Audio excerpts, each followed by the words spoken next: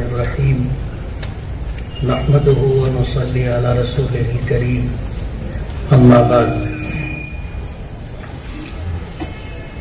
اعوذ باللہ من الشیطان الرجیم بسم اللہ الرحمن الرحیم یا ایہا الذین آمنوا ان تنصروا اللہ ینصرکم ویثبت اقدامکم وقال النبي صلى الله عليه وسلم تركت فيكم ثقلين لن تضلوا ما تمسكتم بهما كتاب الله وسنتي صدق الله الكريم وصدق رسوله النبي الكريم.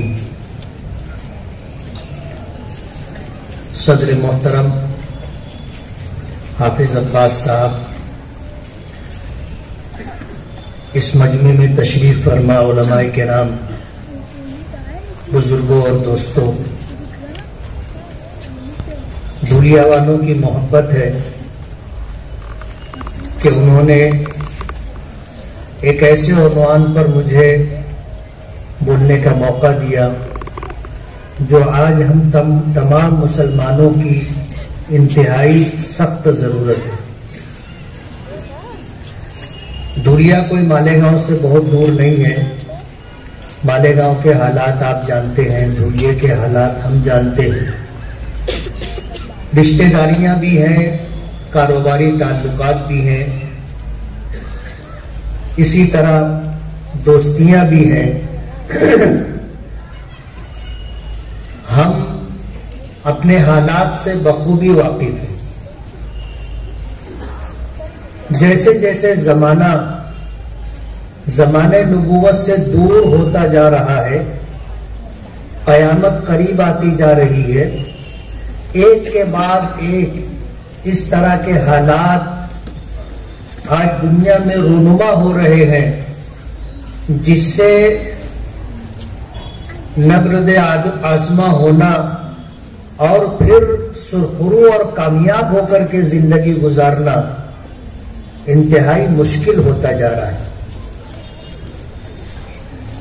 نبی کریم صلی اللہ علیہ وسلم کی وہ حدیث مبارک کہ ایک زمانہ آئے گا کہ تمام دنیا کے لوگ اس طرح مسلمانوں پر ٹوٹ پڑیں گے جس طرح بھوکے لوگ دسترخوان پر، تھال پر، پیالوں پر ٹوٹ پڑتے. آج ہمارا سب سے بڑا جرم یہ ہے کہ ہم مسلمان ہیں. سب سے بڑا جرم یہ ہے کہ ہم اللہ اور اس کے رسول پر ایمان لائے ہیں. سب سے بڑا جرم یہ ہے کہ ہم اس دین اور شریعت کی پاسداری کرتے ہیں جو دین قیامت تک کے لیے آیا ہے، جو دین اللہ اس کے رسول کا عطا کردہ ہے، جو دین انتہائی مستحکم اور مضبوط ہے، جس دین کی بنیاد اللہ اس کے رسول کے ارشادات و احکامات پر ہے. آپ اگر دیکھو گے تو دنیا میں دو طرح کے قوانین و احکام آپ کو ملیں گے. ایک تو وہ قانون ہے جو اللہ اس کے رسول نے ہمیں عطا کیا ہے، اور دوسرا وہ قانون ہے جو دنیا میں انسان بناتے ہیں. ہر ملک کا اپنا ایک دستور ہوتا ہے، آئین ہوتا ہے. ہر ملک کا اپنا ایک سنویدھان ہوتا ہے. جیسے ہمارے ہندوستان کا آئین، دستور اور سنویدھان ہے. ملک آزاد ہوا تھا. ملک کی آزادی سے پہلے انگریزوں کی حکومت تھی اور ہندوستان میں ہم اور آپ غلامی کی زندگی گزار رہے تھے. ہمارے علماء اور اکابرین نے، ہمارے بزرگوں نے، اولیاء کرام نے، ایمان والوں نے اس ملک کی آزادی کے لیے سب سے پہلے آواز بلند کی تھی اور سب سے پہلے اس راستے میں جد و جہد اور کوشش کی تھی. وجہ اس کی یہ تھی کہ یہ ملک ہم سے چھینا گیا تھا.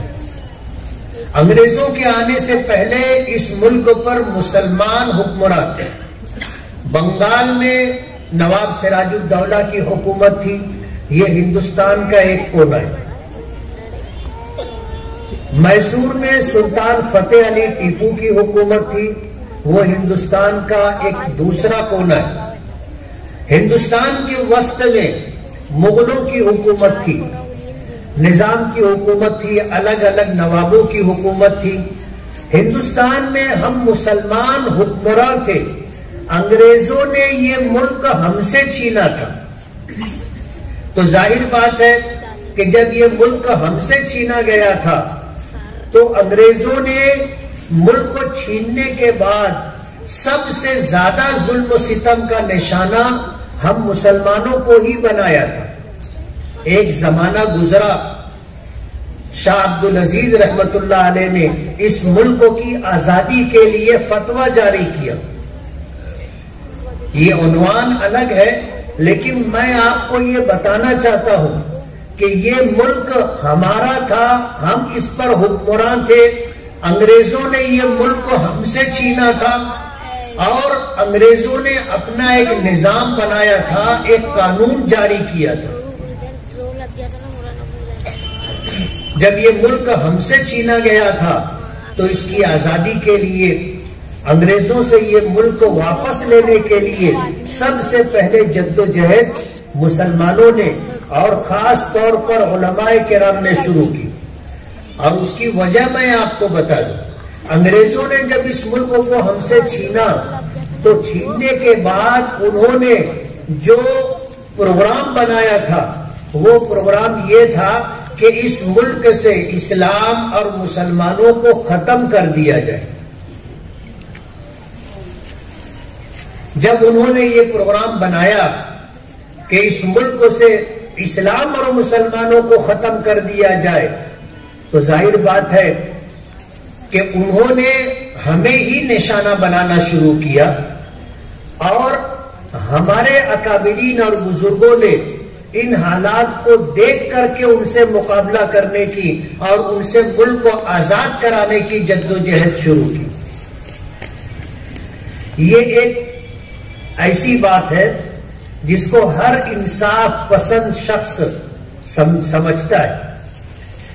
انگریزوں کی حکومت بہت اچھی تھی، آج جو حکومت ہے، اس حکومت کے جو لچھن ہے اور اس حکومت کا جو پروگرام اور پلاننگ ہے وہ ہم مسلمانوں کے لیے انتہائی سخت، انتہائی مصیبت اور پریشانی کا باعث ہے۔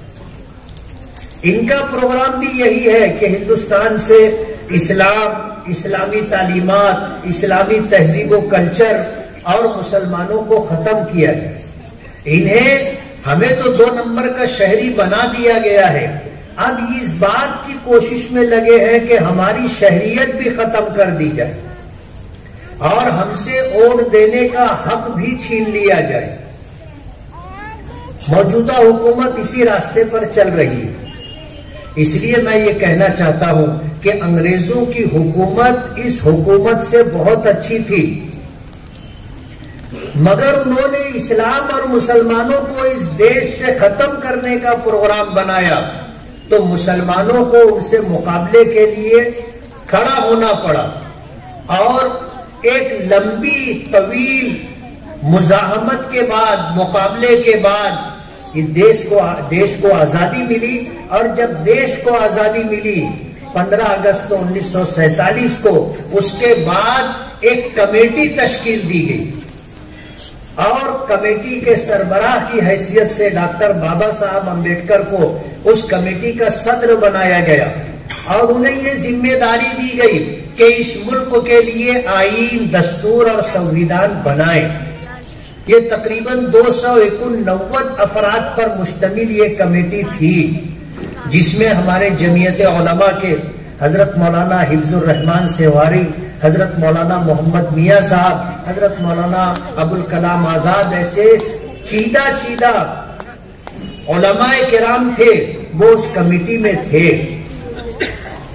اور آپ کو یہ بھی بتا دوں، جب دیش کا قانون بننے لگا تھا تو اس وقت ہمارے اکابرین اور بزرگوں نے اس وقت کے ذمہ داروں سے ان کا وہ وعدہ یاد دلایا تھا کہ جب دیش انگریزوں سے آزاد ہوگا تو اس ملک کا دستور سیکولر ہوگا، جمہوری ہوگا اور غیر مذہبی ہوگا، یعنی جو دستور بنے گا وہ کوئی مذہبی دستور نہیں ہوگا بلکہ سیکولر دستور ہوگا، اور اس دستور کے پیش نظر اس ملک میں جتنی قومیں رہتی ہیں، جتنے دھرم اور مذہب کے ماننے والے لوگ رہتے ہیں، سب کو اپنے مذہب اور دھرم کے مطابق زندگی گزارنے کی آزادی ہوگی۔ کوئی کسی سے تعرض نہیں کرے گا، ہر مذہب کا ماننے والا اپنے مذہب کی تعلیم بھی کر سکے گا، تعلیم کے لیے انتظامات بھی کر سکے گا، ہر مذہب کا ماننے والا اپنے مذہب کی تبلیغ اور اشاعت بھی کر سکے گا۔ ایسا جمہوری قانون ہوگا، یہ وعدہ تھا اس وقت کا جب انگریزوں سے لڑائی چل رہی تھی، اور جو لوگ پیش تھے سب کا باہمی طور پر یہ مشورہ ہوا تھا کہ اس ملک کا آئین جو ہوگا وہ سیکولر ہوگا۔ ہمارے علماء، اللہ ان کی قبروں پر کروڑوں رحمتیں نازل فرمائے، انہوں نے اس ملک کا دستور اور آئین جو بنوایا وہ سیکولر اور جمہوری قانون بنایا، غیر مذہبی دستور اور سنویدھان بنایا۔ لیکن آج کیا ہو رہا ہے آپ کو پتہ ہے؟ اس سے آگے بڑھ کر کے جو بات مجھے آپ کے سامنے رکھنی ہے وہ یہ کہ ایک طرف اللہ اس کے رسول کا قانون ہے اور دوسری طرف انسانوں کا بنایا ہوا قانون ہے۔ جب یہ دستور بنا اور دیش کی آزادی کے بعد جب اس قانون کا نفاذ ہوا چند سالوں کے بعد، اس وقت سے لے کر کے اب تک انسانوں کا بنایا ہوا یہ قانون تقریباً 50 سے زائد مرتبہ اس میں تبدیلیاں ہو چکی، اور تبدیلی کیوں ہوئی وہ میں آپ کو بتانا چاہتا ہوں کہ ایک طرف اللہ اس کے رسول کا قانون ہے اور دوسری طرف انسانوں کا بنایا ہوا قانون۔ جو چیز ہمارے ملک میں ہے یہی چیز دنیا کے تمام ملکوں میں ہے، کہ وہاں پر ایک قانون ہے جو انسانوں کا بنایا ہوا ہے، اور انسان کو اپنی ماضی کا علم ہوتا ہے، انسانوں کو اپنے حال کا علم ہوتا ہے، اور انسانوں کو اپنے مستقبل کے تعلق سے کوئی کامل علم نہیں ہوتا، ایک اندازہ ہوتا ہے کہ سال بھر بعد، 10 سال بعد، 20 سال بعد، 50 سال بعد حالات کیا ہوں گے۔ آدمی سوچ سکتا ہے، ایک اندازہ لگا سکتا ہے، یقین کے ساتھ کسی کو پتہ نہیں ہوتا، خبر نہیں ہوتی کہ کل کیا ہوگا۔ اب ایسے لوگ جن کو ماضی کا علم ہے، جن کو حال کا علم ہے لیکن مستقبل کا علم نہیں ہے، وہ لوگ جو قانون بناتے ہیں وہ ماضی اور حال کو دیکھ کر کے بناتے ہیں، لیکن یہ حالات مستقبل میں بھی رہیں گے ایسا ضروری نہیں ہے۔ جب حالات بدلتے ہیں تو پھر اسمبلیوں میں اور پارلیمنٹ میں قانون بدلا جاتا ہے، قانون بدلا جاتا ہے، اور اس لیے بدلا جاتا ہے کہ حالات بدل گئے۔ تو ایک طرف اللہ اس کے رسول کا قانون ہے اور ایک طرف انسانوں کا اپنا بنایا ہوا قانون ہے، دونوں میں جو فرق ہے وہ فرق سمجھنے کا ہے۔ فرق یہ ہے کہ اللہ اس کے رسول کے قانون میں کوئی تبدیلی نہیں ہے۔ 1400 سال پہلے جو قانون، جو شریعت، جو دین ہمیں دیا گیا، اس وقت سے لے کر کے آج تک اور آج کے بعد قیامت تک یہ قانون اسی حالت میں رہے گا جس حالت میں 1400 سال پہلے تھا۔ آج ہے، کل بھی ایسا ہی رہے گا، قیامت تک ایسا ہی رہے گا، اس میں تبدیلی نہیں آئے گی۔ کیوں؟ یہ اللہ کا بنایا ہوا قانون، اور اللہ تعالیٰ کو ما کان ما یکون کا علم ہے، یعنی ماضی میں کیا تھا اللہ کو وہ بھی پتا ہے، علم ہے، اور قیامت تک حالات کیسے آئیں گے، کیا ہوگا، اس بات کا بھی پتہ اللہ کو ہے، علم اللہ پاک کو ہے۔ اب ظاہر بات ہے جب اللہ کا بنایا ہوا قانون ہے اور اللہ تعالیٰ ماضی کو بھی جانتا ہے، حال کو بھی جانتا ہے، مستقبل کو بھی جانتا ہے، تو ظاہر بات ہے اس نے جو قانون بنایا ہے وہ قیامت تک کے لیے اپنی جگہ قائم رہے گا، اس میں تبدیلی نہیں آئے گی۔ یہی وجہ ہے کہ علماء کرام قرآن و حدیث کو سامنے رکھ کر کے آپ کو وہ احکامات بتاتے ہیں جو اللہ اس کے رسول نے عطا کیے، ہم اپنی طرف سے کچھ نہیں بتاتے۔ ایک عالم کا کام، ایک مفتی کا کام، ایک قاضی کا کام، ایک مبلغ کا کام، ایک مدرس کا کام، ایک ایمان والے کا کام اللہ اس کے رسول کے احکامات کو بتلانا ہے، بس۔ تبدیلی کا حق کسی کو اللہ پاک نے نہیں دیا۔ خود نبی کریم صلی اللہ علیہ وسلم صاحب شریعت تھے۔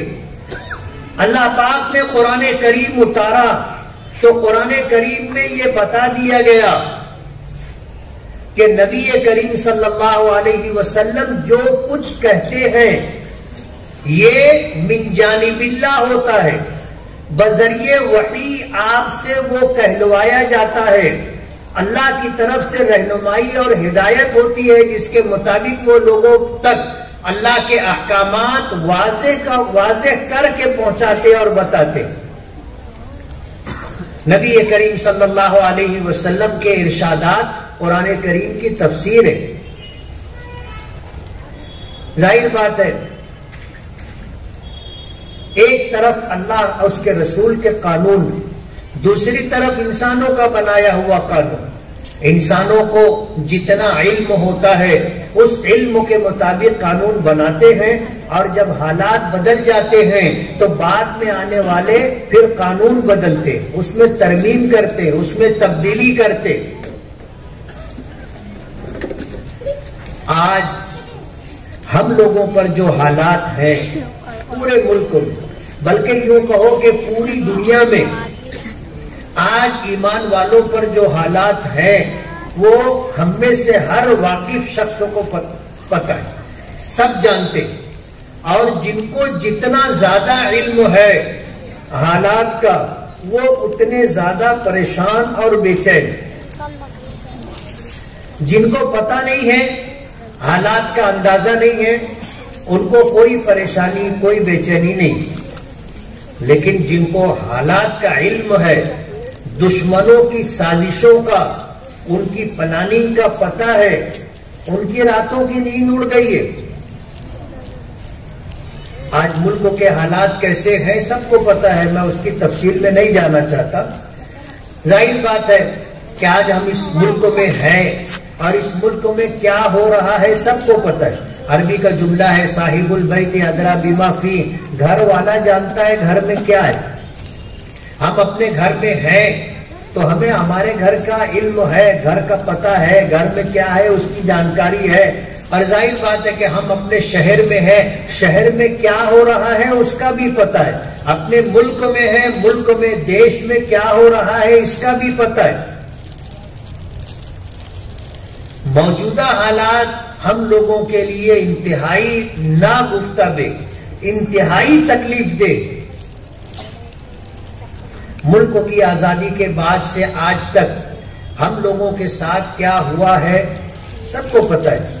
سچر کمیشن کی رپورٹ نے جو حالات حکومت کے سامنے رکھے اس کا ایک جملہ ہے اور بہت مشہور جملہ ہے، بار بار آپ نے سنا ہوگا کہ اس ملک میں مسلمانوں کی حالت دلتوں سے بھی زیادہ پسماندہ ہے۔ ہم لوگ جہاں اچھی تعداد میں ہیں، ہم لوگ اس تعداد کی وجہ سے، مل جل کر کے رہنے کی وجہ سے، اکٹھا رہنے کی وجہ سے قدرے محفوظ ہیں۔ آپ اندازہ کرو ان لوگوں کے بارے میں، دیہاتوں میں جو دو چار مکانات ہیں، شہروں میں جو منتشر ہو کر کے رہتے ہیں، الگ الگ مکانات ہیں، بازو میں کون ہے دوسرے مذہب کا ماننے والا، آگے پیچھے اوپر نیچے اس طرح کے رہنے والے لوگ ہیں، ان کی دینی حالت اور ان کی سماجی حالت کیا ہے ہم نہیں اندازہ کر سکتے۔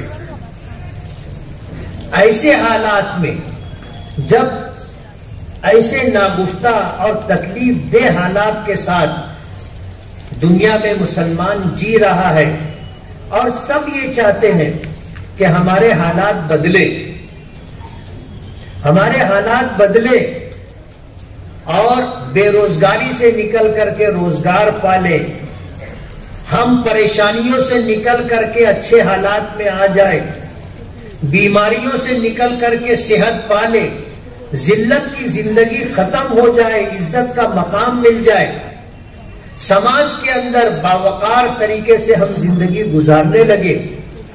ہر سنجیدہ، ہر وہ شخص جو اپنے لیے، اپنے بچوں کے مستقبل کے لیے فکر مند ہے، اس کی یہی سوچ ہے۔ اب ظاہر بات ہے کہ حالات ہیں تو حالات ہم پر کیوں ہے، پہلے ہمیں اس کا جائزہ لینا ہوگا۔ نبی کریم صلی اللہ علیہ وسلم نے آج سے 1400 سال پہلے ایک جملے میں ہمیں بتا دیا، ایک جملے میں اس بات کی نشاندہی کر دی۔ فرمایا اعمالکم عمالکم، تمہارے جیسے اعمال ہوں گے، تم پر حکمراں اسی طرح کے مسلط کیے جائیں گے۔ اللہ کے رسول صلی اللہ علیہ وسلم نے فرمایا کہ زمین سے جیسے تمہارے اعمال آسمان پر جائیں گے، ان اعمال کے مطابق آسمان سے فیصلے تمہارے لیے نازل ہوں گے۔ یہ ہے وہ بنیادی نقطہ جس کو سمجھنا اور سمجھ کر کے پھر آگے کا پروگرام بنانا ہماری ذمہ داری۔ اللہ کا بے پناہ کرم اور احسان ہے کہ اللہ نے ہمیں ایمان کی دولت دی، ہمیں اسلام کا سرمایہ دیا، ہمیں جو احکامات قرآن کریم کی شکل میں اور احادیث مبارکہ کی شکل میں ملے ہیں، یہ وہ دین ہے، وہ شریعت ہے، وہ احکام ہے جس کی صداقت پوری دنیا میں مسلم۔ ایسا دین اور ایسا مکمل دین اللہ پاک نے ہمیں عطا کیا، اور روئے زمین پر اسلام کے علاوہ کوئی دوسرا مذہب ایسا نہیں ہے جو اسلام کے مقابلے میں کھڑا رہ سکے۔ کوئی دعویٰ نہیں کر سکتا کہ ان کا دین مکمل ہے۔ ہمارا دین اللہ پاک نے عطا کیا تو مکمل عطا کیا۔ نبی کریم صلی اللہ علیہ وسلم کی عمر مبارک 40 سال ہوئی، اللہ نے آپ کو نبوت و رسالت عطا کی۔ آپ نے 13 سال مکے میں رہ کر کے گزارے، آپ نے 10 سال مدینہ منورہ میں رہ کر کے گزارے۔ 23 سال کے عرصے میں آپ پر قرآن کریم نازل ہوتا رہا، ہر آیت آپ نے یاد کی، یاد کروائی، اسے لکھوایا، اور آپ نے اللہ کے نازل کردہ قرآن کریم کی آیات کی آپ نے تشریح اور وضاحت کی۔ 23 سال کے عرصے میں جب اللہ کے نبی صلی اللہ علیہ وسلم اس دنیا سے پردہ کر جاتے، آخری سال میں آپ نے حج فرمایا، جسے حجۃ الوداع کہا جاتا ہے۔ اور وداع اس لیے کہتے ہیں کہ اللہ کے رسول صلی اللہ علیہ وسلم ہم لوگوں سے رخصت ہونے والے تھے۔ حدیث پاک میں آتا ہے کہ اللہ کے رسول صلی اللہ علیہ وسلم اس طرح کی گفتگو فرمایا کرتے تھے کہ سمجھنے والے سمجھا کرتے تھے کہ اب اللہ کے رسول جانے والے۔ ایک مرتبہ آپ مدینہ منورہ میں منبر پر تشریف فرما تھے، آپ نے ایک بات فرمائی، اور وہ بات یہ تھی کہ اللہ تعالیٰ نے اپنے بندوں میں سے ایک بندے کو اس بات کا اختیار دیا ہے کہ وہ دنیا میں رہنا چاہے تو دنیا میں رہے، اور اگر وہ آخرت میں جانا چاہے تو آخرت کو اختیار کر لے۔ اللہ کے رسول صلی اللہ علیہ وسلم کی اس بات کو سن کر حضرت ابو بکر صدیق رضی اللہ تعالی عنہ رونے لگے۔ صحابہ کرام کہتے ہیں کہ ہم نے حضرت ابو بکر کو روتا ہوا دیکھا تو ہم میں سے کچھ لوگ کہنے لگے کہ اس بوڑھے کو کیا ہو گیا، یہ کیوں رو رہا ہے؟ صحابہ کرام کہتے ہیں بعد میں ہمیں اس بات کا اندازہ ہوا اور علم ہوا کہ اللہ کے رسول صلی اللہ علیہ وسلم نے جو بات فرمائی تھی اس بات کو ہم میں سے اگر کسی نے سمجھا تو وہ حضرت ابو بکر صدیق تھے، اور اللہ کے رسول صلی اللہ علیہ وسلم کی اس بات کا مطلب یہ تھا کہ اللہ نے اپنے بندوں میں سے ایک بندے کو یہ اختیار دیا ہے کہ وہ دنیا میں رہنا چاہے تو رہے، نہ رہنا چاہے تو ہمارے پاس آ جائے۔ اس سے مراد خود نبی کریم صلی اللہ علیہ وسلم کی ذات گرامی۔ اور جب آپ نے حج کیا تو آپ نے مختلف مواقع پر اس طرح کی بات ارشاد فرمائی جس سے اس بات کی خبر ہوتی تھی کہ اللہ کے رسول اب جانے والے۔ اسی لیے دوران حج جو واقعات پیش آئے ان واقعات کی وجہ سے علماء کرام نے آپ کے اس حج کو حجۃ الوداع کا نام دیا۔ وداع کے معنی رخصت ہونا، یعنی یہ حج ایسا تھا جس میں اللہ کے رسول صلی اللہ علیہ وسلم نے لوگوں سے رخصت چاہی تھی کہ اب میں جانے والا ہوں، اور ہوا بھی ایسا ہی۔ آپ حج کر کے واپس آئے، ذی الحجہ کا مہینہ تھا، محرم سفر یہ 2 مہینے گزرے۔ سفر کے آخری ایام میں آپ کی طبیعت بگڑی، سر میں شدید درد اور بیماریوں میں مبتلا ہوئے، اور پھر سفر کا مہینہ گزرا۔ ربیع الاول کے مہینے میں 12 ربیع الاول کو اللہ کے رسول صلی اللہ علیہ وسلم دنیا سے تشریف لے گئے۔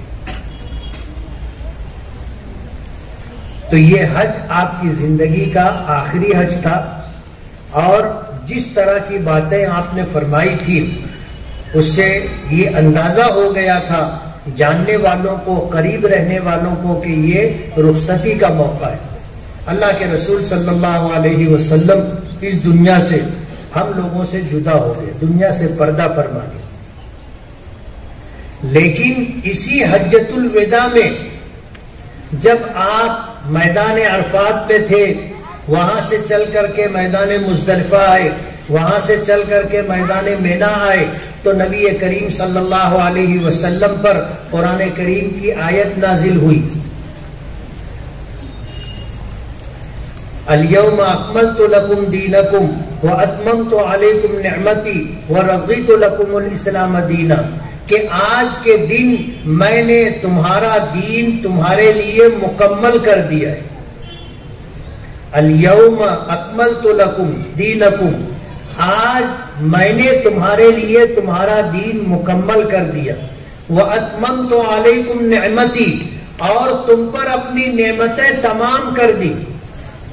وَرَضِيتُ لَكُمُ الْإِسْلَامَ دِينًا، اور تمہارے لیے دین اسلام کو پسند کر لیا۔ 3 باتیں ہیں۔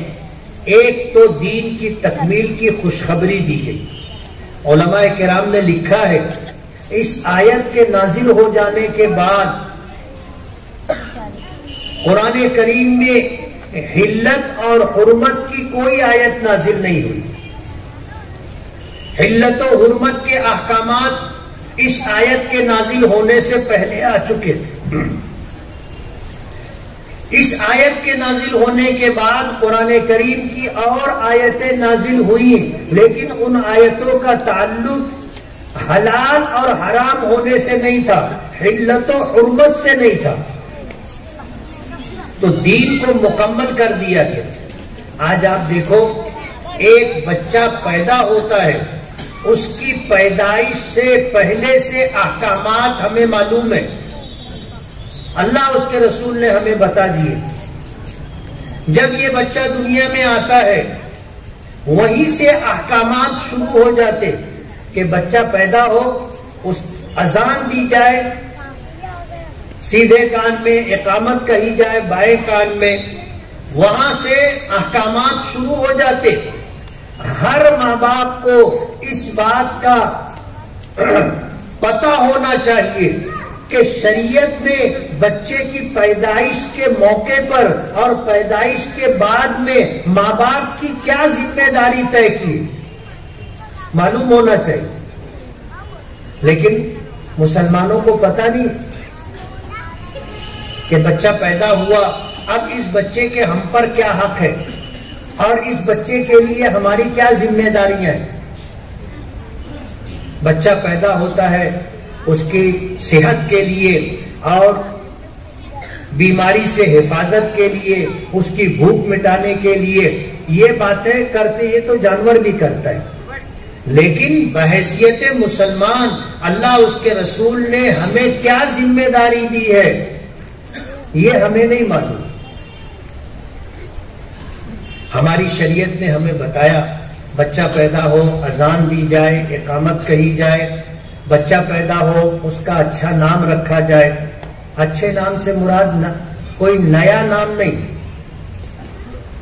آج ایک نئی وبا اور مصیبت چل پڑی ہے، کسی کے یہاں بیٹا یا بیٹی کی پیدائش ہو تو وہ پرانے سارے ناموں کو چھوڑ کر کے نئے نام کے چکر میں پریشان رہتا ہے۔ امام صاحب سے پوچھے گا، مولانا سے پوچھے گا، مفتی صاحب سے پوچھے گا، نیا نام۔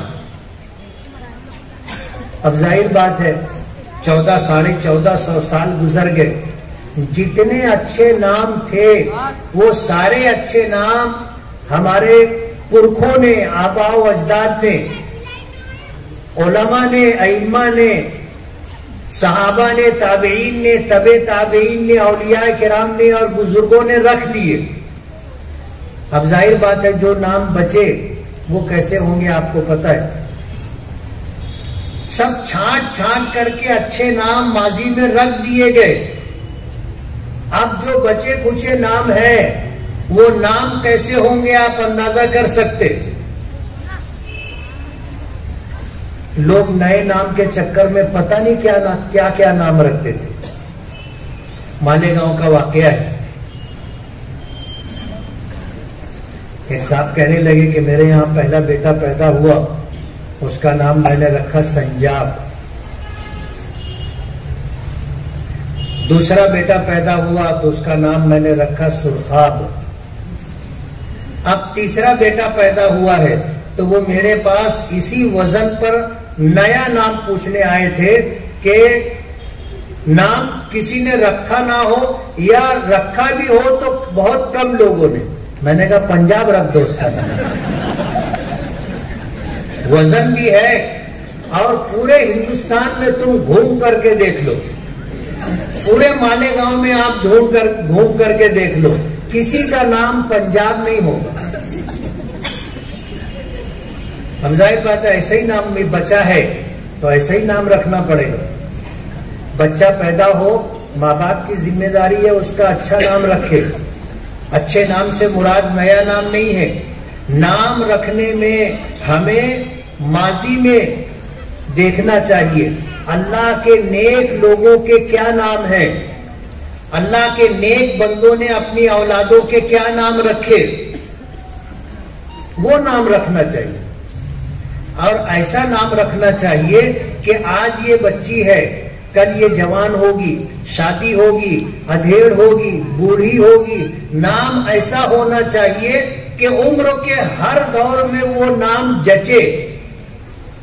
یعنی بوڑھی عورت بھی ہے اور اس کا وہ نام اگر کہا جائے تو اس کی عمر کے حساب سے، اس کے مقام و مرتبے کے اعتبار سے وہ نام اس کو سٹ کرتا ہو۔ کچھ بھی نہیں رکھ دینا چاہیے۔ میں ایک جگہ بیٹھا ہوا تھا اپنے دوست کے پاس، وہ اپنی بیٹی کو بولتا تھا گڑیا۔ اب چھوٹی تھی اس کو گڑیا بولتا تھا، بڑی ہو گئی، جب بڑی ہو گئی شادی کی عمر کو پہنچی، میں بیٹھا تھا اس کو آواز دیا گڑیا گڑیا تو وہ آ ہی نہیں رہی تھی۔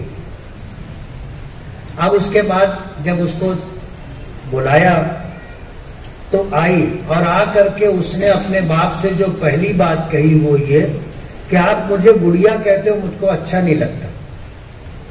میں چھوٹی تھی آپ بولتے تھے گڑیا تو ٹھیک ہے، اب میں بڑی ہو گئی ہوں آپ مجھے گڑیا کیوں بولتے ہو؟ اب ظاہر بات ہے کہ یہ بوڑھی ہو جائے گی اور اس کو کوئی گڑیا بولے گا تو نام بھی ایسا رکھنا چاہیے کہ عمر کے ہر دور میں جچے اور اس کو سننے میں یا اس کو نام لے کر کے پکارنے میں اس کو برا نہ لگے۔ ماں باپ کی ذمہ داری ہے. بچہ پیدا ہو، اذان دی جائے، اقامت کہی جائے، اس کا اچھا نام رکھا جائے. حضرت عمر فاروق رضی اللہ تعالیٰ عنہ کا ایک واقعہ ہے. ان کے پاس ایک صاحب آیا اور آ کر کے انہوں نے شکایت کی کہ میرا بیٹا میرا حق ادا نہیں کرتا. حضرت عمر فاروق رضی اللہ تعالیٰ عنہ نے ان کے بیٹے کو بلایا اور بلا کر کے کہا کہ تیرے باپ نے تیری شکایت کی ہے کہ تو اپنے باپ کا حق ادا نہیں کرتا. تو اس بیٹے نے حضرت عمر فاروق رضی اللہ تعالیٰ عنہ سے پوچھا کہ امیر المومنین، باپ کا اولاد پر حق ہے؟ کہنے لگے کہ ہاں ہے.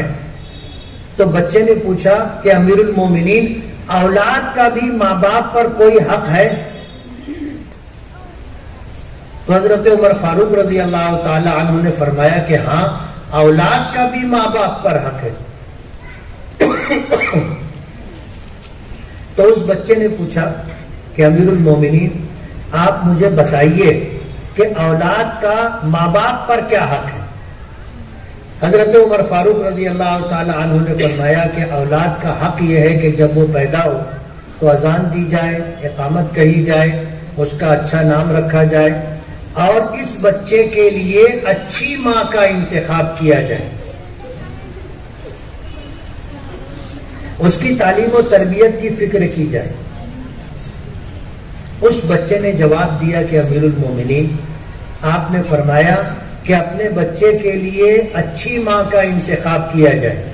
یعنی ہم جب رشتہ کریں، نکاح کے لیے رشتہ تلاش کریں، تو رشتہ تلاش کرنے میں یہ بات پیش نظر رکھیں کہ میں جس کے ساتھ نکاح کروں گا وہ کل میرے بچوں کی ماں بنے گی، میرے بچوں کی ماں بنے گی. تو اپنے بچوں کی وہ خاتون جو ماں بننے والی ہے وہ اچھی ہونی چاہیے. اور اچھی سے مراد اللہ کے رسول صلی اللہ علیہ وسلم نے جسے اچھا کہا ہے وہ اچھا ہے.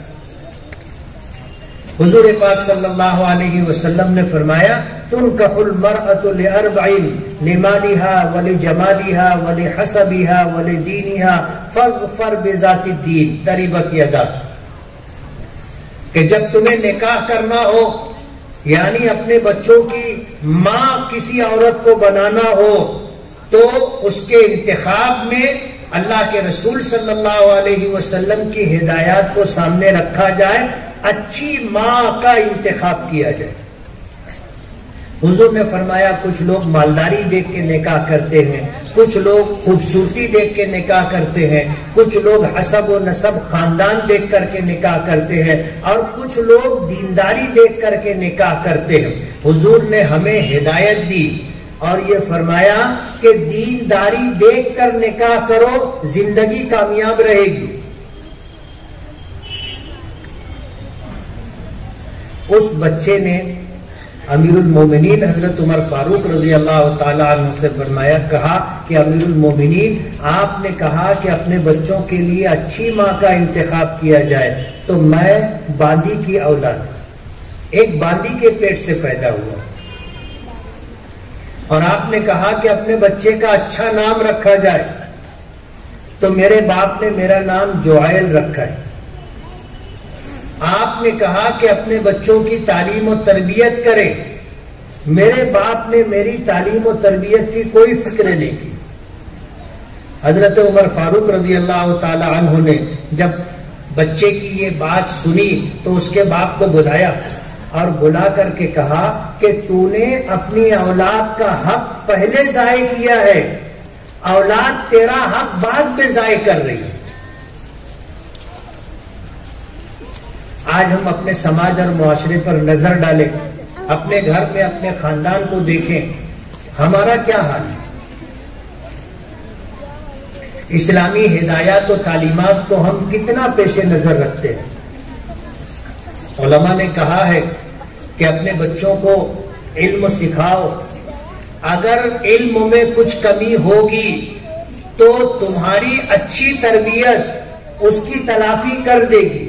یعنی علم کم ہوگا تو اس کم علمی کے عیب کو تربیت چھپا لے گی.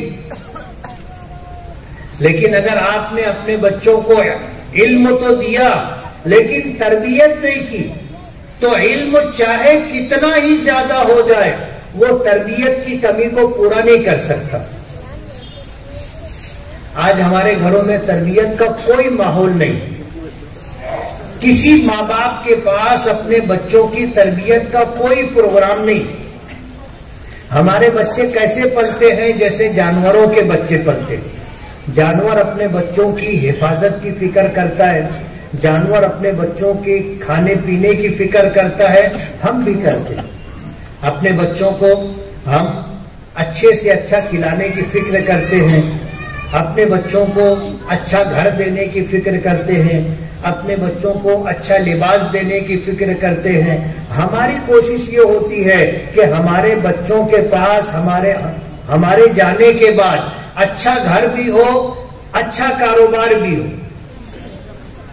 لیکن ہم اس بات کی فکر نہیں کرتے کہ ہمارا بچہ سماج میں ایک معزز، باوقار، عزت دار شخص ہو، اس کے پاس علم بھی ہو، اس کی تربیت اتنی اچھی ہو کہ سماج کے اندر وہ پسندیدہ شخص مانا جائے، لوگ اس کا احترام کریں، عزت کی نگاہ سے دیکھیں اور اس تربیت کی وجہ سے اللہ اس کو بلند مقام دے.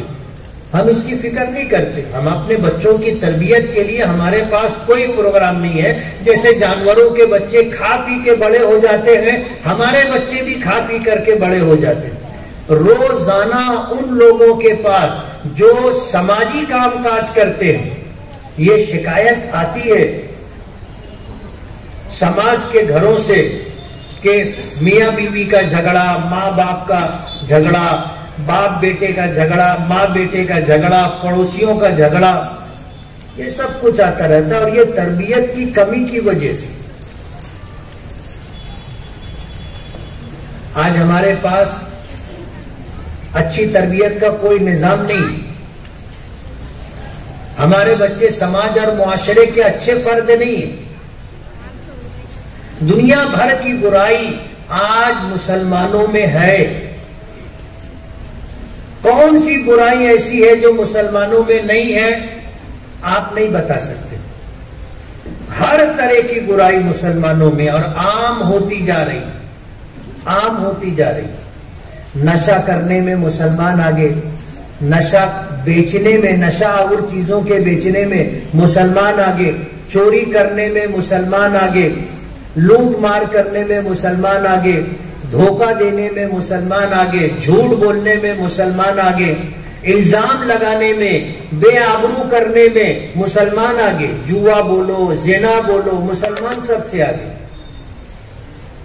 جیلوں میں اگر جاؤ گے تو 100 قیدی اگر ہوں گے تو اس میں آدھے سے زیادہ مسلمان ہوں گے. یہ سچائی ہے. اور اس کی وجہ یہ ہے کہ ہم نے اپنے بچوں کی تربیت کا کوئی نظام نہیں بنایا. ہمارا مذہب اسلام جس طرح مکمل ہے، آج ہم اپنے اسلام کو چھوڑ کر کے زندگی گزار رہے ہیں. اللہ تعالیٰ کو ہم سے محبت نہیں. حدیث پاک میں آتا ہے ان اللہ لا ينظر الى صورکم ولا الى اجسادکم. اللہ تعالیٰ تمہاری صورتوں کو نہیں دیکھتا، اللہ پاک تمہارے جسموں کو نہیں دیکھتا. وَلَكِنَّ اللَّهَ يَنْظُرُ أَعْمَالَكُمْ. اللہ تمہارے اعمال کو دیکھتا ہے. تمہارے اعمال اچھے ہیں تو اللہ کو ہم اچھے لگیں گے، اور اگر ہمارے اعمال اچھے نہیں ہیں، شکل و صورت اچھی ہے، کپڑا اچھا ہے، مکان اچھا ہے، سواری اچھی ہے، اس سے کچھ اللہ کے یہاں ہمارا بنتا نہیں. اللہ ہماری صورتوں کو، ہمارے جسموں کو نہیں دیکھتا. اللہ ہمارے اعمال کو، ہماری نیتوں کو دیکھتا ہے کہ ہماری نیتیں کیا ہیں اور ہمارے اعمال کیا ہیں. آج ملک کے موجودہ حالات میں ہم لوگوں پر جو مصیبتیں اور پریشانیاں ہیں یہ ہماری بدعمالیوں کی وجہ سے۔ قرآن کریم میں اللہ پاک نے فرمایا کہ وَمَا أَصَابَكُم مِّن مُّصِيبَةٍ فَبِمَا كَسَبَتْ أَيْدِيكُمْ وَيَعْفُو عَن كَثِيرٍ۔ اللہ پاک فرماتے ہیں کہ تمہیں جو مصیبتیں پہنچتی ہیں، جو پریشانیاں لاحق ہوتی ہیں، تم پر جو حالات آتے ہیں، یہ تمہارے اپنے ہاتھوں کی کمائی ہے، تمہارے اپنے اعمال کا نتیجہ ہے۔ وَمَا أَصَابَكُم مِّن مُّصِيبَةٍ فَبِمَا كَسَبَتْ أَيْدِيكُمْ وَيَعْفُو عَن كَثِيرٍ، اور تمہاری بہت ساری برائیاں، بدعمالیاں اللہ درگزر کر دیتا ہے، اس پر حالات نہیں بھیجتا، پکڑ نہیں کرتا، مواخذہ نہیں فرماتا۔ اگر ہر برے عمل پر اللہ پاک کی طرف سے ہم پر حالات آنے لگ جائیں تو آج جس حالت میں ہم ہیں اس سے بدتر حالت میں ہم پہنچ جائیں گے۔ اللہ اپنے بندوں پر ظلم نہیں کرتا، اور بندوں میں بھی وہ بندے جو اپنے آپ کو ایمان والا کہتے ہیں، وہ بندے جو اسلام کا متبع اور پیروکار اپنے آپ کو بتلاتے ہیں، وہ بندے جو اللہ کے آخری نبی جناب رسول اللہ صلی اللہ علیہ وسلم پر، اللہ کی کتاب قرآن کریم پر، نبی کریم صلی اللہ علیہ وسلم کی حدیثوں پر ایمان رکھتے ہوں، ظاہر بات ہے یہ بندے وہ بندے ہیں جن کو اللہ نے یہ نعمتیں عطا کی ہیں۔ ایسے بندوں پر اللہ کیسے ظلم کرے گا؟ لیکن آج ہم پر جو حالات ہیں، ان حالات کو اگر ہم بدلنا چاہیں اور ان مصیبت اور پریشانیوں سے ہم لوگ نکلنا چاہیں تو ہم کو اپنے لیے کچھ پروگرام بنانا پڑے گا۔ ہم جس طرح زندگی گزار رہے ہیں اس طرح ہمارے مسائل ختم نہیں ہوں گے، ہماری مصیبتیں پریشانیاں دور نہیں ہوں گی، بلکہ ہر آنے والا دن نئی مصیبت، نئی پریشانی لے کر کے آئے گا۔ اور اگر ہم چاہتے ہیں کہ حالات بدلے تو ہمیں قرآن کریم کا ضابطہ دیکھنا پڑے گا۔ اللہ پاک فرماتے ہیں ان اللہ لا یغیر ما بقوم حتی یغیروا ما بانفسہم۔ اللہ تعالیٰ کسی کی حالت اس وقت تک نہیں بدلتا جب تک کہ وہ اپنے آپ کو نہ بدلے۔ جب ہم اپنے آپ کو بدلنا چاہیں گے، اور ہم کیسے بدلیں گے؟ قرآن کریم اور حدیث پاک کو سامنے رکھ کر کے دیکھیں کہ ہماری صبح سے لے کر کے رات سونے تک کے تمام اعمال کیا شریعت اسلامیہ کے مطابق ہیں، اللہ اس کے رسول کے احکامات کے مطابق ہیں؟ اگر ہم یہ چاہتے ہیں کہ اللہ ہمارے حالات بدلے تو اس کو بدلنے کے لیے پہلے ہمیں کوشش کرنی ہوگی۔ جب ہم کوشش کریں گے تو اللہ ہماری مدد کرے گا، حالات کو بدل دے گا، بیماری سے نکال کر کے صحت یابی کی نعمت عطا کرے گا، غریبی سے نکال کر کے امیری عطا کرے گا، ذلت کی زندگی سے نکال کر کے عزت کی زندگی دے گا، تکلیفوں سے نکال کر کے اللہ پاک ہمیں راحت عطا کرے گا۔ غیروں کی نظر میں جس طرح ہم ذلیل و خوار ہو رہے ہیں اور ہماری حیثیت ایسی ہو گئی جیسے سمندر کے پانی پر جھاگ، اللہ تعالیٰ اسے بدل دے گا، اور پھر لوگ ہمیں قدر کی نگاہوں سے دیکھیں گے، لوگ ہمیں عزت دیں گے، لوگ ہمارا احترام کریں گے، لوگ ہمارے لیے کارآمد بنیں گے، مگر یہ اس وقت ہوگا جب ہم اپنے آپ کو بدلیں گے۔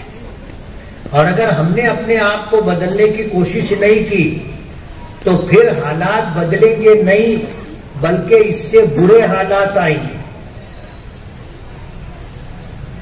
یہ قرآنی ضابطہ ہے ان اللہ لا یغیر ما بقوم حتی یغیروا ما بانفسہم، کہ اللہ تعالیٰ کسی قوم کی حالت کو اس وقت تک نہیں بدلتا جب تک کہ وہ خود اپنے حالات کو بدلنے کی کوشش نہ کرے۔ موجودہ حالات میں ہمارا کوئی وزن نہیں، کوئی وزن نہیں۔ آج تو ملک کی سیاسی پارٹیوں نے یہ کہنا شروع کر دیا کہ ہم کو تمہاری ضرورت نہیں ہے، ہم کو تمہاری ضرورت نہیں۔ انہوں نے اپنا انتظام کر لیا اور اپنے انتظام کے تحت وہ اقتدار تک پہنچ گئے۔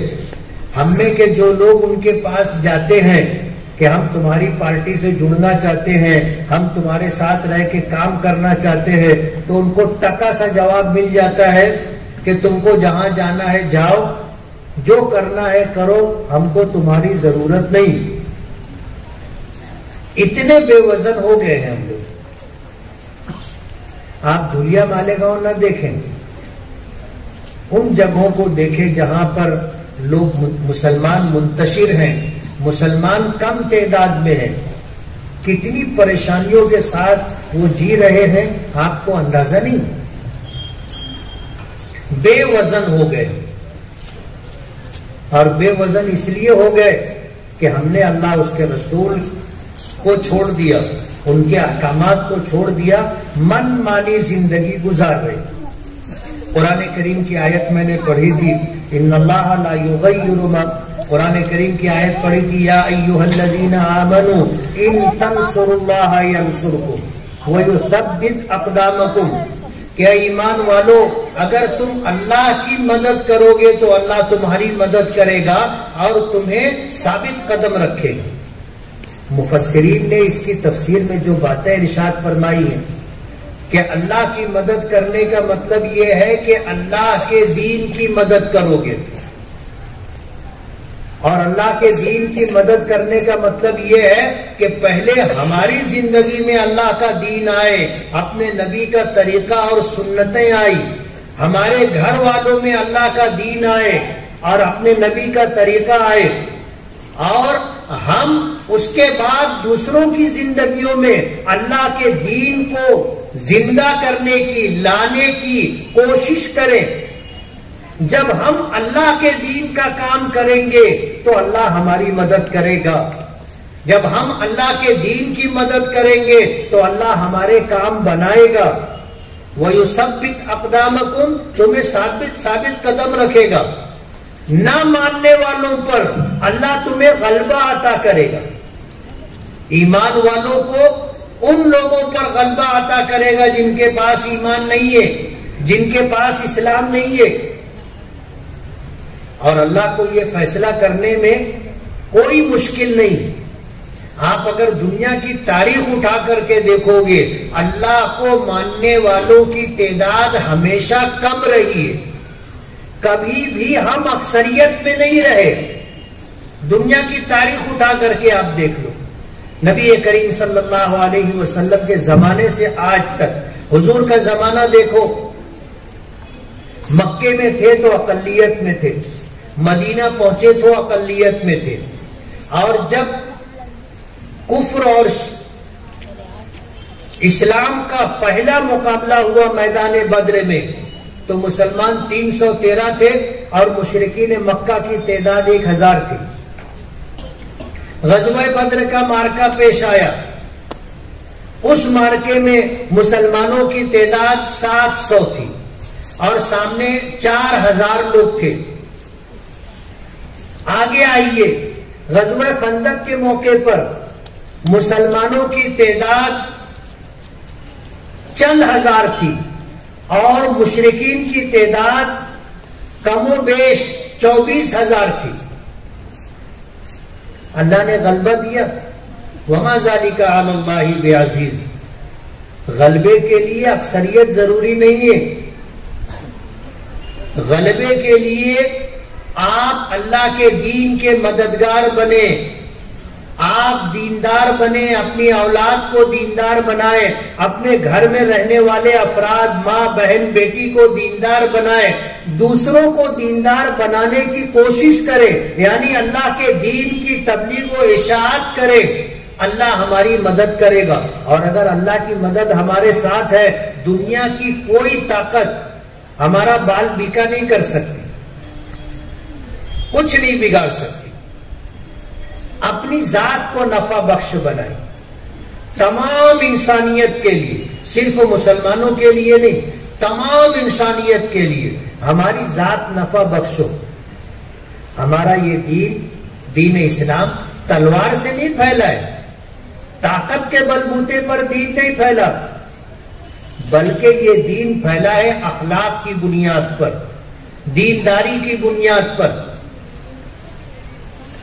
ہم میں اگر اچھے اخلاق ہوں گے، دینداری ہوگی، لوگ آپ سے متاثر ہوں گے۔ آج سوشل میڈیا پر جو خبریں آتی ہیں، وائرل ہوتی ہیں، ہم ایک طرف خوش ہوتے کہ لوگ اسلام میں داخل ہو رہے، اسلام قبول کر رہے، لیکن دوسرا پہلو ہم نہیں دیکھتے، لوگ نکل کے جا بھی رہے ہیں، ارتداد پھیلتا جا رہا ہے۔ اپنے بچوں کو ہم نے مسلمان بنانے کی فکر نہیں کی، دین کی تعلیم اور تربیت کی ہم نے فکر نہیں کی۔ آج ہماری بچیاں اور ہمارے بچے پڑھ لکھ کر، یعنی عصری تعلیم حاصل کر کے ڈگری لے لیتے ہیں، انہیں اسلام کا کچھ پتہ نہیں ہوتا، دینی تعلیم اور تربیت کا ان کے پاس کوئی حصہ نہیں ہوتا، وہ اسلام چھوڑ کر کے چلے جاتے ہیں۔ عام بات ہے۔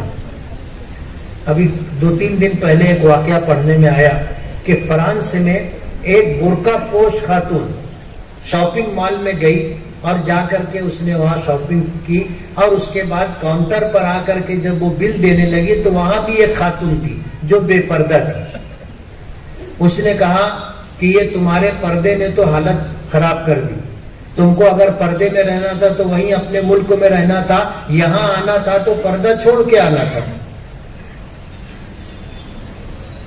تو اس خاتون نے اپنے چہرے سے نقاب اٹھائی اور نقاب اٹھا کر کے اس نے کہا کہ میں یہی فرانس میں پیدا ہوئی ہوں، میں فرانسیسی ہوں، میں نے اپنا مذہب چھوڑ کر کے اسلام قبول کیا، اور تم مسلمان ہو، تم نے اپنا دین بیچ دیا، ہم نے تمہارا دین خرید لیا۔ یہ حالت ہے۔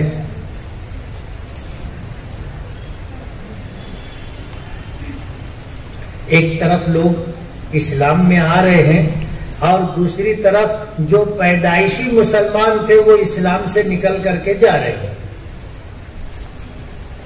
اور اس کے ذمہ دار ہم ہیں، ذمہ دار ہم ہیں۔ ابھی ہفتہ 10 دن پہلے پونا سے خاتون کا فون آیا،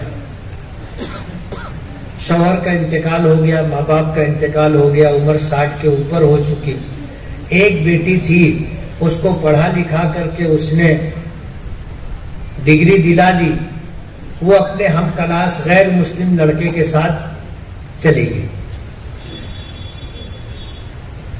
وہ یہ پوچھ رہی تھی کہ میں اپنی جائیداد میں سے اس کو کچھ نہیں دینا چاہتی، کچھ نہیں دینا چاہتی، تو میں کیا کروں؟ حالات ایسے ہیں کہ ہم اپنے بچوں کو دنیاوی تعلیم، عصری تعلیم دلا کر کے ان کو قابل بنا دیتے ہیں، لیکن مسلمان نہیں بنا پاتے، اچھا انسان نہیں بنا پاتے۔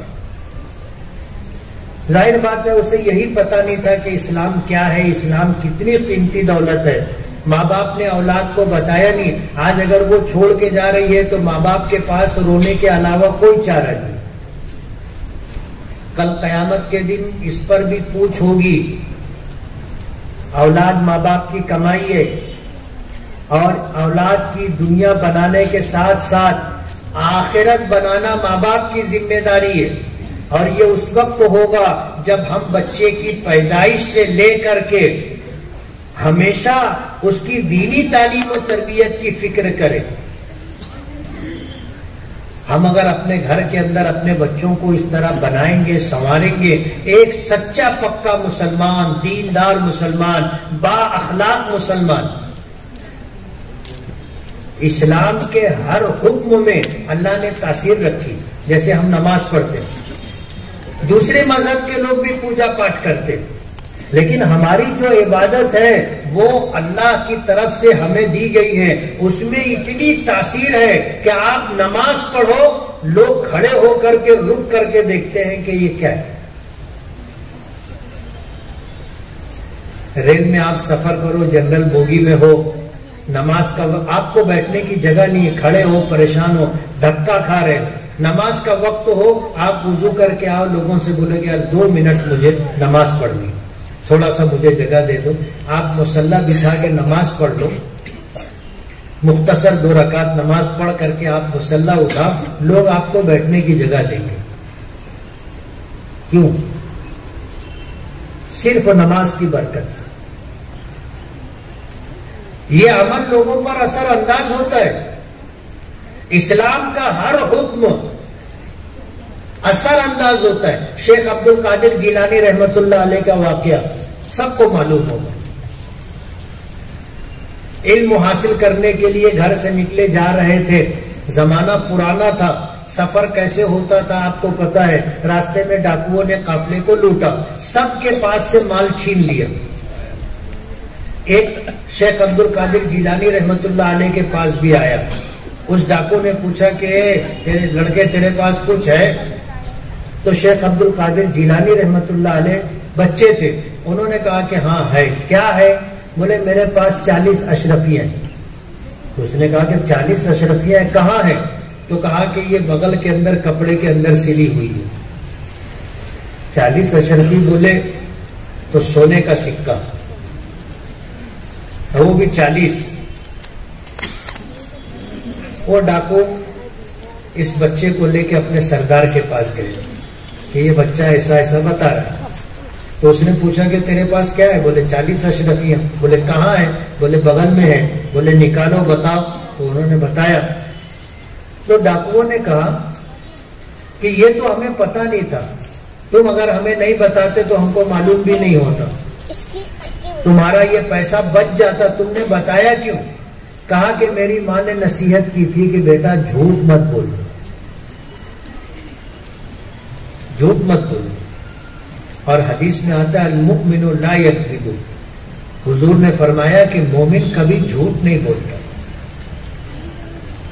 شیخ عبد القادر جیلانی رحمت اللہ علیہ نے بچے تھے، علم حاصل کرنے کے لیے گھر سے نکلے تھے، سچ بولے۔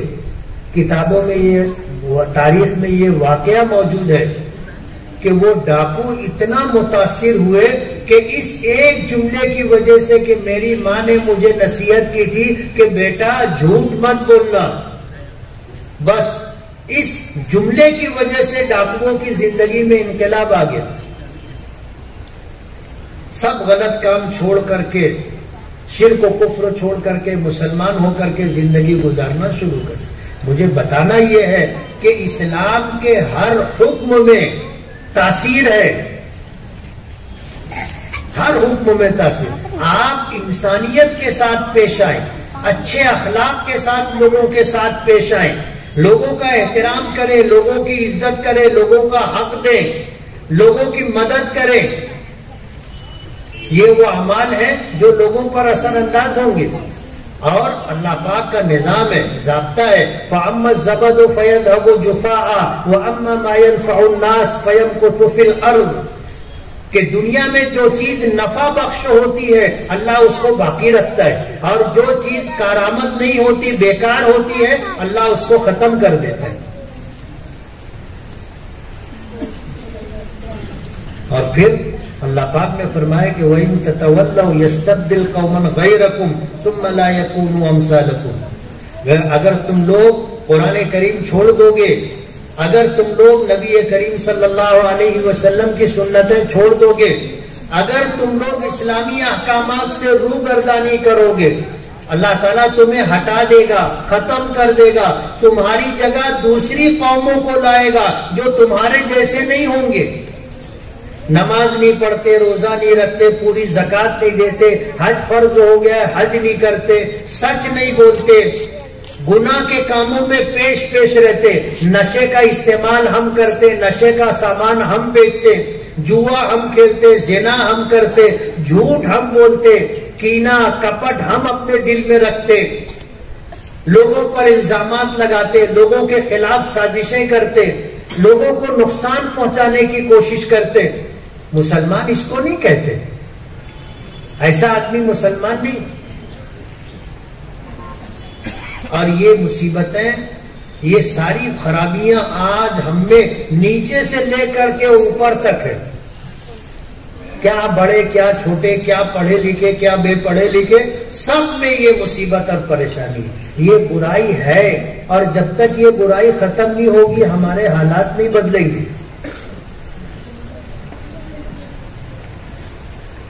اس لیے اگر ہم یہ چاہتے ہیں کہ ہمارے لیے اللہ پاک کی طرف سے اچھے فیصلے آئے، ہم ذلتوں سے نکل کر کے عزت کے مقام پر پہنچے، لوگ ہمیں عزت کی نظر سے دیکھیں، احترام کی نظر سے دیکھیں، لوگ ہمارے جان و مال میں تعرض نہ کریں، لوگ ہمیں نقصان نہ پہنچائیں، لوگ ہمیں اسلامی احکامات سے نہ روکیں، تو اس کے لیے ہمیں اپنے آپ کو بدلنا ہوگا. ہم اپنے آپ کو بدلیں گے تو زمانہ بدلے گا، حالات بدلیں گے. اور اگر ہم نے اپنے آپ کو نہیں بدلا تو پھر کوئی تبدیلی نہیں آئے گی.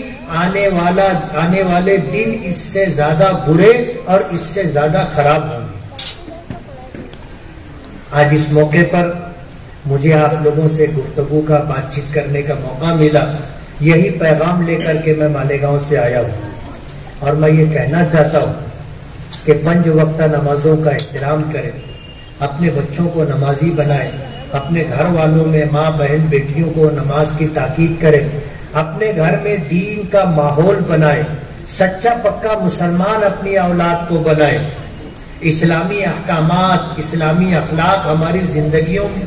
اور اگر یہ سب کچھ ہمارے پاس ہے تو پھر زمانہ ہمارا استقبال کرے گا، حالات بدلیں گے، لوگ ہمیں عزت کی نظر سے دیکھیں گے، عزت کا مقام دیں گے. اور اگر ہم نے دین کو چھوڑ دیا، دنیا چاہے ہمارے پاس کتنی ہی کیوں نہ ہو، ہم سے زیادہ دوسروں کے پاس ہے، ہماری دنیا سے ان پر کوئی اثر پڑنے والا نہیں ہے. ان پر اگر کوئی چیز اثر انداز ہوگی تو وہ ہماری دینداری ہے، وہ ہمارے اسلامی احکامات ہیں، بس. اس کے علاوہ ہمارے پاس دوسری کوئی چیز نہیں ہے. ہمارے نبی نے فرمایا ترکت فیکم ثقلین لن تضلوا ما تمسکتم بہما کتاب اللہ و سنتی، کہ میں تم میں 2 وزندار قیمتی چیزیں چھوڑ کر کے جا رہا ہوں، اگر تم اسے مضبوطی سے پکڑے رہو گے تو کبھی بے راہ نہیں ہوگے، کبھی بھٹکو گے نہیں، کبھی گمراہ نہیں ہوگے. کامیابی کا راستہ اللہ دے گا جس پر عزت بھی ملے گی، جس پر چل کر کے تم کو دنیا بھی ملے گی، آخرت بھی بنے گی. وآخر دعوانا الحمدللہ رب العالمین.